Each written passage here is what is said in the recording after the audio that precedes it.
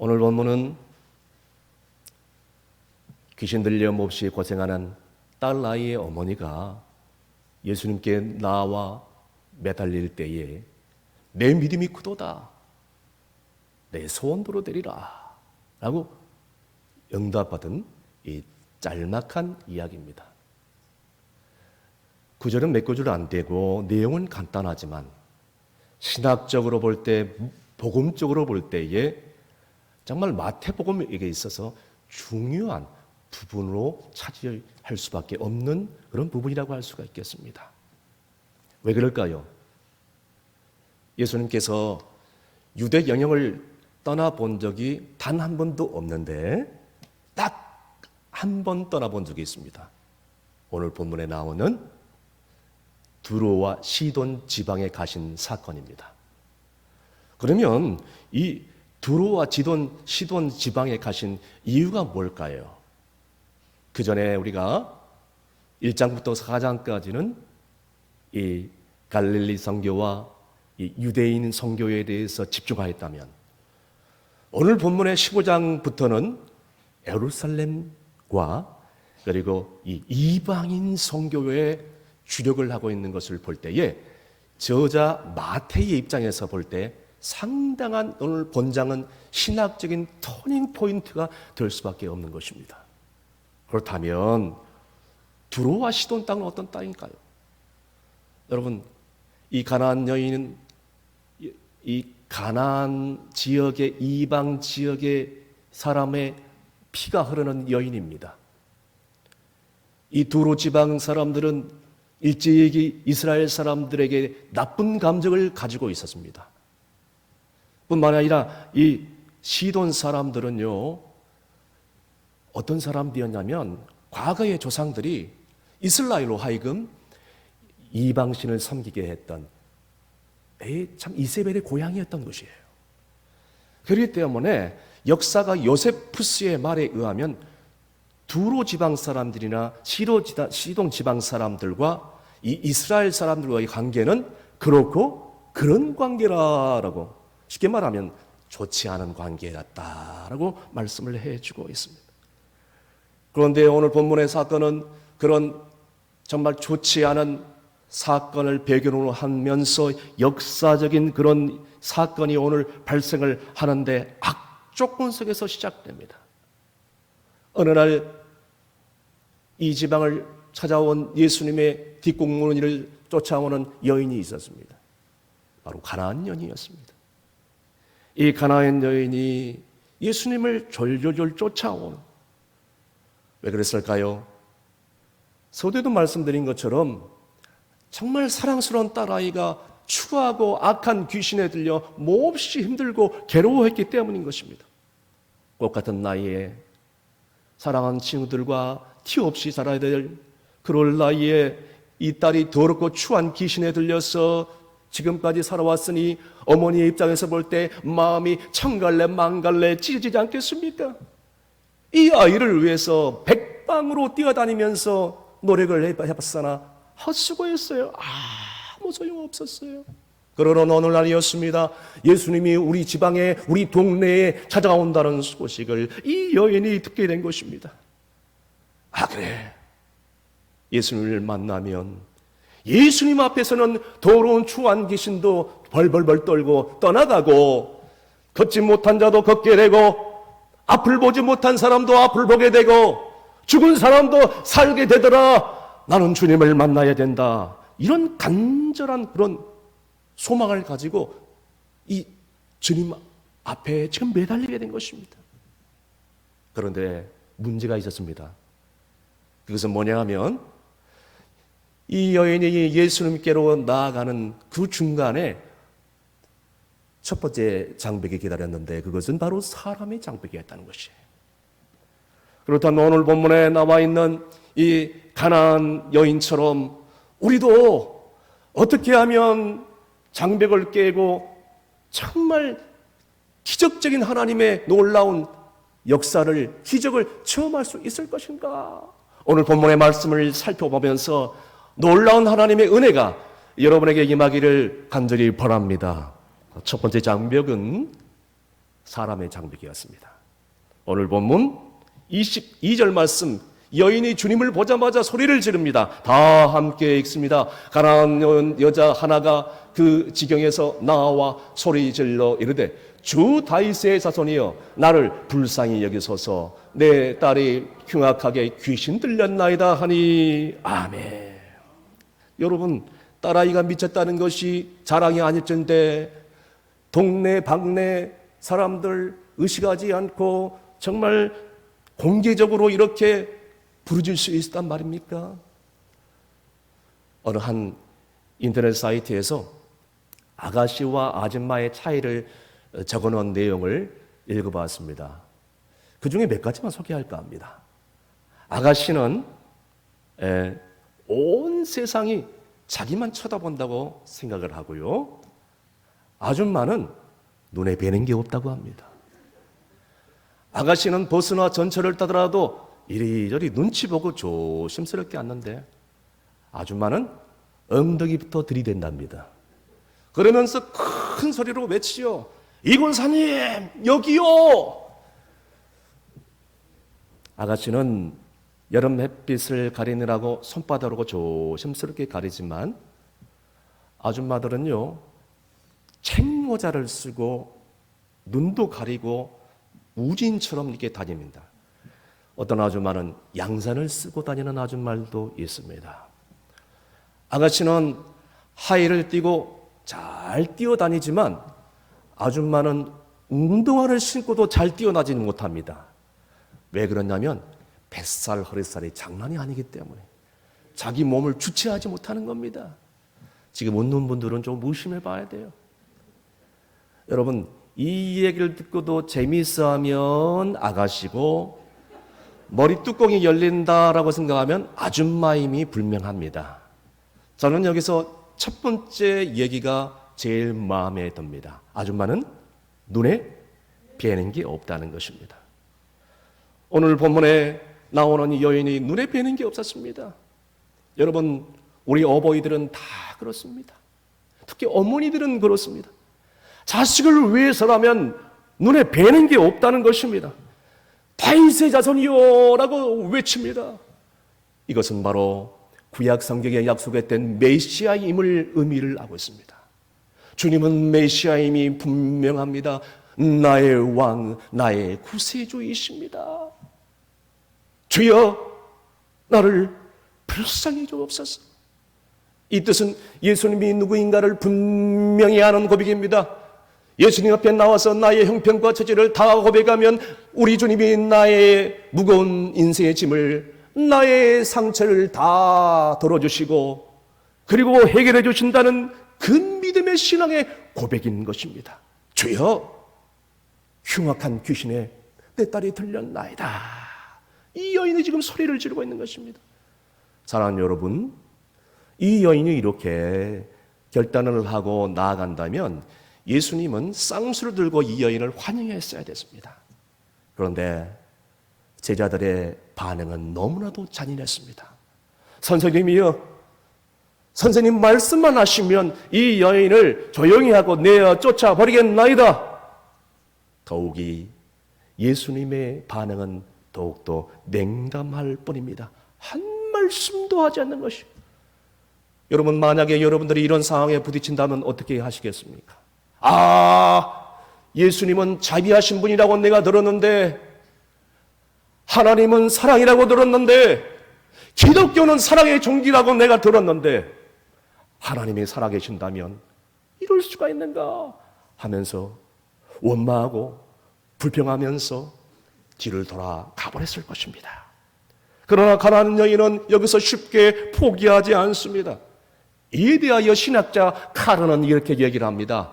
이 가난한 여인에게 이렇게 하신 이유는 예수님께서 이 여인의 안에 있는 작은 믿음의 씨앗이 자라나기를 기다렸다.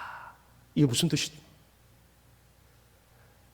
이 예수님의 침묵은 바로 이 여인 안에 있는 그 작은 믿음, 그 침묵 자체가 응답이 없는 것이 아니라 이 여인을 향한 주님의 침묵은 뭘 의미하냐면 그 자체가 하나님의 응답이요, 그 여인을 향한 기대감이요, 그 여인을 향한 기다림이었다. 그것이 바로 그 여인 안에 있는 작은 믿음의 씨앗이 자라나기를 기다렸다라는 그런 뜻입니다.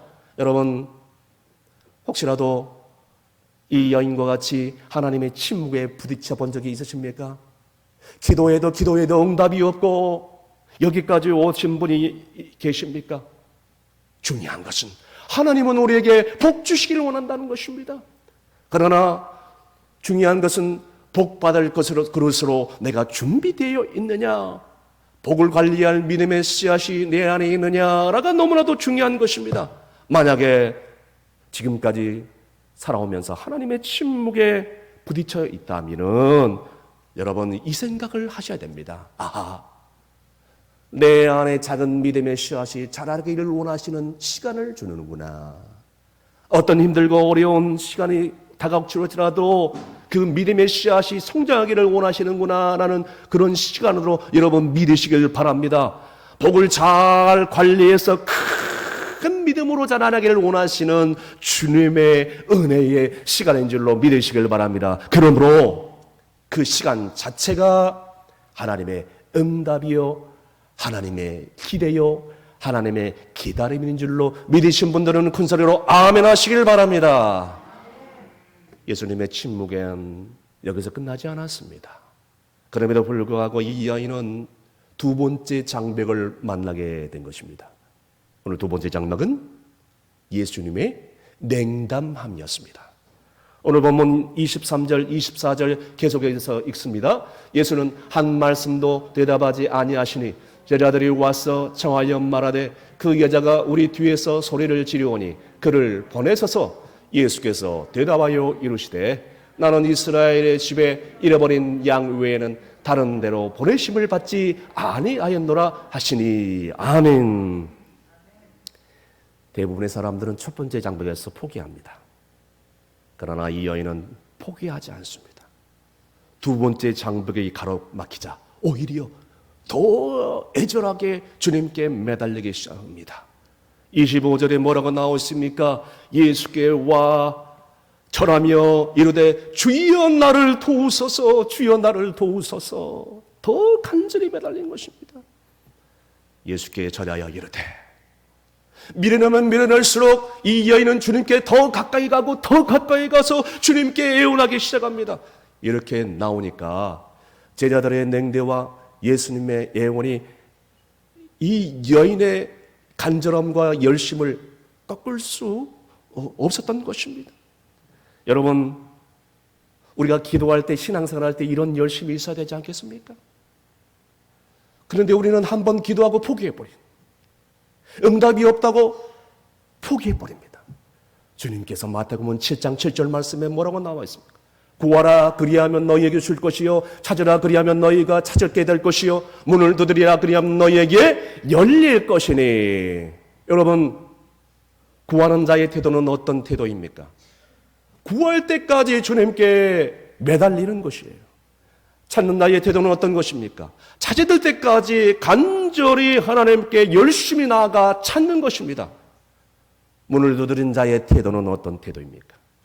문이 활짝 열릴 때까지 힘들더라도 고통스럽더라도 몸부림쳐서 문이 열릴 때까지 매달리는 것입니다. 이 여인은 절대로 포기하지 않고 물러서지 않고 주님 앞에 나와서 엎드려 애절하게 간절히 간구합니다. 주여 나를 도우소서, 주여 나를 도우어 주옵소서. 간절히 매달립니다. 여러분, 여러분의 믿음 가운데 이런 믿음이 있습니까? 중요한 것은 우리가 신앙생활하면서 형통과 응답 속에서 있는 믿음보다도 침묵과 거절 가운데 있는 그런 속에서 찾는 믿음이 진정한 믿음인 줄로 믿으시길 바랍니다. 가슴이 천갈래 만갈래 찢어지는 그런 거절과 냉담함 속에서도 절대로 포기하지 않고 주님 앞에 더욱더 가까이 나아가기 시작합니다. 그런데 이 불행하게도 참을 수 없는 세 번째 장벽에 이 여인이 부딪힙니다. 세 번째 장벽은 바로 모욕감이었습니다. 오늘 본문 26절 다 함께 큰 소리를 읽습니다. 대답하여 이르시되 자녀의 떡을 취하여 개들에게 던짐이 마땅하지 아니하니라. 아멘. 유대인들은 왜 이방인들을 개라고 얘기했을까요?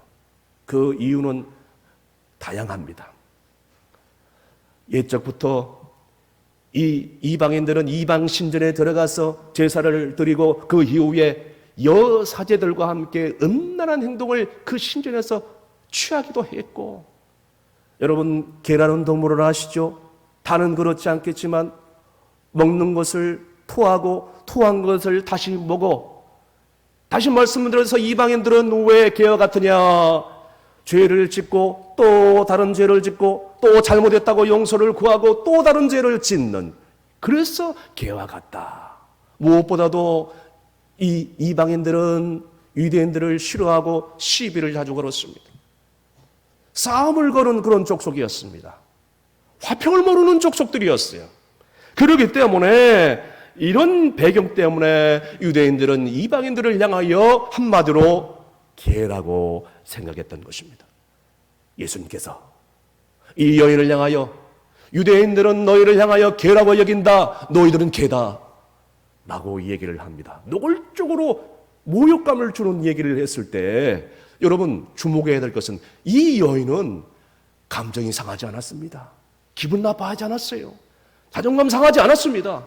오히려 이 예수님의 모욕감, 이 예수님의 냉담이 응답으로 여겨져서 하나님의 말씀을 부여잡고 주님께 더 가까이 나아가면서 애절하게 매달리면서 더 가까이 나아가는 것을 볼 수가 있습니다. 다시 주님 앞에 엎드려 이 여인이 우리에게 힘과 용기를 주는 귀감이 되는 신앙 고백을 하는데, 오늘 본문 말씀 27절 말씀에 나와 있습니다. 27절 말씀 다 함께 읽습니다. 여자가 이르되 주여 올소이다마는 개들도 제 주인의 상에서 떨어지는 부스러기를 먹나이다 하니. 아멘. 무슨 뜻입니까? 주여, 나는 거룩한 하나님의 자녀라고 일컬음을 받을 그 수준에 올라가는 것은 원하지 않습니다. 그러나 나는 괴라는 이름을 들어서라도 정말 내 딸이 살아나기를 원합니다. 괴라는 이름을 들어서라도 부스러기 같은 은혜를 맛보기를 원합니다. 괴라는 이름을 듣고서라도 나는 주님의 응답을 꼭 받을 수 있기를 원합니다. 나는 그것으로 만족하겠나이다. 할렐루야. 여러분에게 이러한 고백이 있습니까? 이런 간절함이 있느냐 이거예요. 이 고백은 내가 하늘과 아버지 앞에 죄를 지었사오니 내가 감히 아들이라 일컬음을 받지 못하겠나이다.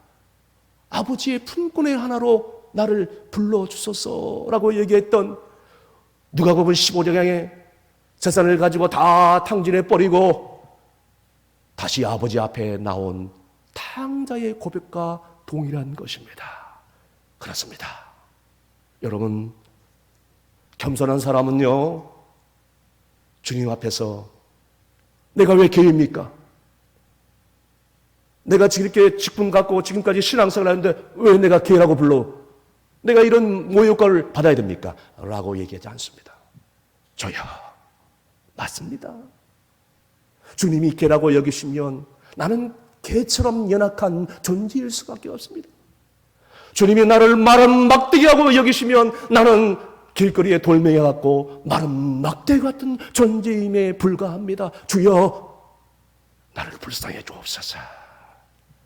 얼마나 딸을 사랑했으면 그렇게 간절하게 애절하게 주님 앞에 엎드려 낭망하지 않고 계속해서 더욱 애절하게 주님 앞에 매달리겠습니까? 그런데 여러분, 우리 신앙생활은 어떻습니까?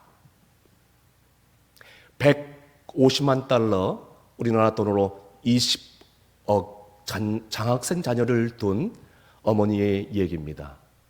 여러분, 이 엄마 울지마의 책 저자의 환경의 사모님을 잘 아실 것입니다. 우리 충성교회에 오셔서 은혜스러운 간증을 한 적이 있습니다. 이 환경의 사모님은 일찍이 30년 전에 미국 애틀란타에 가서 개척을 했습니다.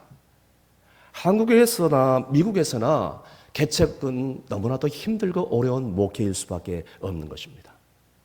그럼에도 불구하고 열심히 목회를 했는데 교회가 조금씩 부흥되기 시작했습니다. 그래서 교회 건축을 하자고 뜻을 모으고 헌금을 모으기 시작했습니다. 그런데 몇 년 동안 건축헌금을 모으기 시작했을 때 어느 날 흑인 목사 한 사람이 와가지고 나이지리아 금광의 개발에 투자를 하게 되면 지금 투자한 금액의 몇백 배로 더 갚아서 늘려준다는 말에 그만 쏘아가지고 그 건축헌금을 몽땅 나이지리아 금광에 투자해버리고 만 것입니다. 나중에 알고 보니까 이 흑인 목사가 국제사기단 조직 일원이었어요. 이미 늦은 것입니다. 한꺼번에 어마어마한 건축헌금을 다 날려버린 것입니다. 그러니 어떻게 목회할 수 있겠습니까? 목회를 그만두고 접고 이 사모님은 그 어린 삼남매를 데리고 그저 기도원에 들어가 버리고 맙니다. 삼남매를 끌어안고 그저 의지할 데도 없고 갈 곳도 없고 돈도 없고 기도원에 들어가서 그저 눈물밖에 나오지 않습니다. 그렇게 세월을 눈물의 골짜기로 지낼 수밖에 없었습니다. 그런데 이 30년의 세월이 금방 지나가더라고 합니다. 눈물 흘리면서 주 앞에 나와서 계속 기도하니까 오지겠으면 책 이름 그대로 애들이 와서 엄마 울지 마, 엄마 울지 마, 우리가 잘할게, 우리가 열심히 살게, 엄마 울지 마. 그래서 책 이름이 엄마 울지 마라고 정할 정도였습니다. 세월이 금방이더랍니다. 그렇게 눈물의 골짜기를 지나가는 동안 얼마나 하나님 앞에 엎드렸는지 어느 날 하나님께서 음성을 들려주시는데 딸아, 언제까지 네가 그렇게 슬퍼하며 울면서 있겠느냐. 딸아, 조금만 참아라. 너의 탄식과 너의 고통과 너의 애통함이 기쁨으로 변할 날이 꼭 오게 될 것이다. 그 말씀을 듣고 나서 너무너무 용기를 받는데 마침내 세상에 30년이 지난 다음에 세 남매에게 하나님께서 응답을 하기 시작하는데 첫째 딸은 미국의 변호사가 돼가지고 10대 로펌안에 들어가는 회사에 들어가서 당당하게 일을 하게 됐어요. 둘째 아들은 외교관이 돼가지고 세계 곳곳에 다니면서 하나님의 일을 감당하는 거예요. 셋째 딸은 하버드 대학에 들어가서 전체 장학생이 돼가지고 전체 장학금을 받게 된 것입니다. 그래서 이 록펠러 재단에서 나오는 장학금이 있는데 졸업할 때까지, 아니 박사학위를 수료할 때까지 100만 달러를 받게 된다는 것이에요. 그래서 이 자녀들이 총 벌어들인 그 금액이 얼마냐? 바로 190만 달러. 우리나라 돈으로 총 20개였던 것입니다. 사모님은 그쪽에서 고백합니다. 그때는 낯이 컴컴하고 눈물을 흘릴 수밖에 없고 당장에는 죽고 싶은 마음이 있었지만 그때는 눈물밖에 나오지 않았지만 눈물로 기도하는 그런 시간들이 이렇게 하나님의 기적과 이렇게 하나님의 은혜를 체험하게 될 줄이야 꿈에도 몰랐습니다. 할렐루야. 여러분, 오늘 이런 부모님들의 기도가 있었기 때문에 우리가 여기에 있습니다. 주여, 올소이도 많은 개들도 상에서 떨어지는 쓰러기를 먹나이다. 다시 말씀드려서 주여, 개들도 먹는 이 부스러기라도 나는 먹겠습니다. 모욕감, 거절감, 침묵, 저는 이게 중요하지 않습니다. 오늘 본문에 나와 있는 가나안 여인은 이런 열심이 있었다는 것입니다. 어떠한 시험과 난관이 올지라도 이런 포기하지 않는 자세를 가지고 열심을 가지고 신앙생활을 했다는 것입니다. 그래서 요한계시록 3장 19절 말씀에 주님이 미지근한 신앙생활을 하는 라오디아 교회를 향하여 이렇게 책망의 말씀을 해주고 있습니다. 다 함께 읽습니다. 무릇 내가 사랑하는 자를 책망하여 징계하노니 그러므로 내가 열심을 내라. 회개하라. 아멘. 따라하겠습니다. 내가 열심을 내라. 열심을 내라.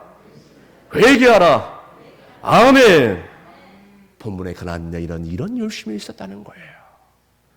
열심은 주변 사람들에게만 감동을 주는 것이 아니라 살아계신 하나님께 감동을 줘서 놀라운 기적을 이끌어내는 줄로 믿으시길 바랍니다. 말씀의 결론을 맺습니다. 우리가 살아가면서 많은 다양한 장벽을 만나게 됩니다. 그러나 이 장벽을 만났을 때 우리가 어떻게 해야 되느냐? 어떤 사람들은 이 장벽을 만나서 인생을 포기하고 거꾸로져서 헤어나오지 못한 사람들이 있는가 하면, 어떤 사람들은 이 장벽을 뛰어넘어 앞으로 전진하며 걸어가는 신앙의 승리자들도 있다는 것이에요. 우리가 신앙생활을 하면서 물질의 장벽, 자녀의 장벽, 진로의 장벽, 심리적인 다양한 상처의 장벽들을 만나게 되는데 이것을 어떻게 믿음으로 뛰어넘겠습니까? 그런데 오늘 이 예수님께서 가나안 여인, 즉 수로보니게 여인을 만나고 정말 이 여인을 향하여 칭찬하는데 내 믿음이 크도다. 내 소원대로 되리라. 어찌 보면 이 여인을 만나기 위해서 의도적으로 두로와 시돈 땅에 목적을 가지고 갔을 거라고 생각됩니다. 그리고 의도적인 마음을 가지고 일부러 가나안 여인을 향하여 침묵했고 냉담했고 그리고 자존심을 긁는 말씀을 일부러 던졌다고 생각합니다. 일종의 시험이지 않았을까? 그런데 이 여인은 그 모욕감을 주는 시험을 담대하게 통과한 것입니다. 첫 번째 장벽을 통과합니다. 두 번째 장벽을 통과해요. 여기서 모든 사람들은 다 포기할 줄 알았는데 세 번째 장벽에도 포기하지 않고 예수님을 향하여 열정을 보여드린 이 여인을 향하여 주님께서 뭐라고 얘기하느냐? 여자여, 내 믿음이 굳었다. 내 소원대로 되리라. 할렐루야. 여러분, 물 위를 걸어가다가 물길을 보고 빠져버린 베드로를 향하여 책망의 말씀을 합니다. 올리고 피스토스, 왜 너는 믿음이 적느냐? 나의 수제자가 됐는데도 불구하고 너는 왜 이렇게 믿음이 적느냐라고 나무라며 책망을 했는데 오늘 본문에 나와 있는 이 연어가야 메갈레 수의 피스토스, 여인아, 너의 믿음이 메가톤급이다. 너의 믿음이 나를 너무나도 충격을 주었다. 내 믿음이 참으로 놀랐구나. 내 믿음의 소원대로 될지어다. 이제는 우리 인생 가운데 힘들고 어려운 상황과 환경이 닥칠지라도 오늘 이 가나안 여인의 믿음을 본받아 우리도 믿음으로 장벽을 뛰어넘어 기적의 하나님을 체험하는 놀라운 기적의 주인공이 다 되시기를 주님으로 축원합니다.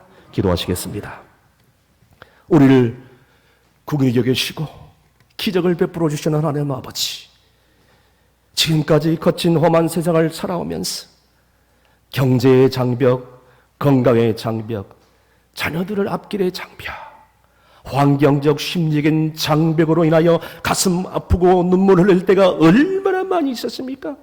이제는 사람의 장벽과 예수님의 침묵이라도 뛰어넘어 주님께 매달렸던 이 여인처럼 하나님 앞에 나와서 우리 인생의 문제를 다 내려놓고 부르짖고 매달리는 자가 되게 하여 주시옵소서.